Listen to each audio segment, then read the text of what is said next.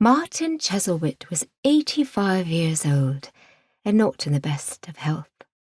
At times his mind was clear as a bell, but there were times when he made no sense at all.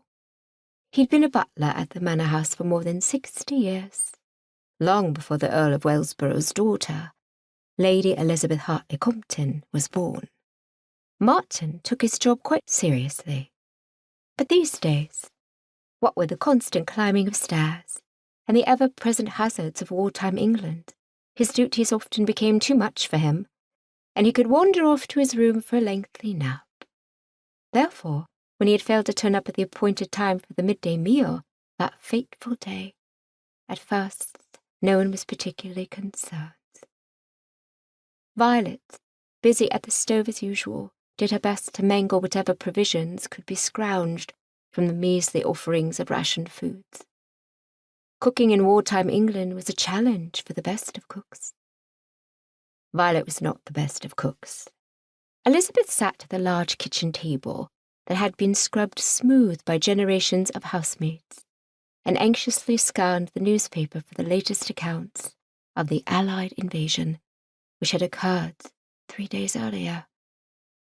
She had a personal interest in the events of the past 3 days. American flying officers billeted in her mansion had been involved in the battle. Major Earl Monroe and his men had been absent from the Manor House for more than 2 weeks. Elizabeth was concerned for all the men, of course.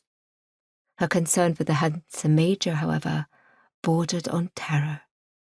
News of the dangers faced by the pilots and their crews was sparse, but one didn't need an overactive imagination to understand the consequences of flying over occupied France and Germany.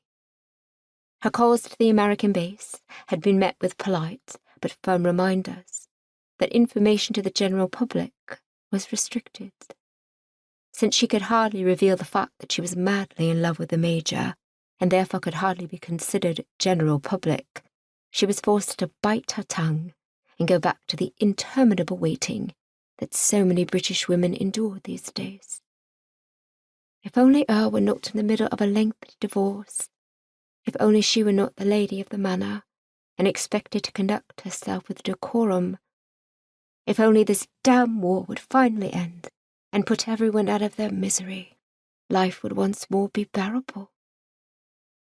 Wallowing in her own personal hell, she was unaware of Violet addressing her, until she heard her name spoken much too sharply by her housekeeper.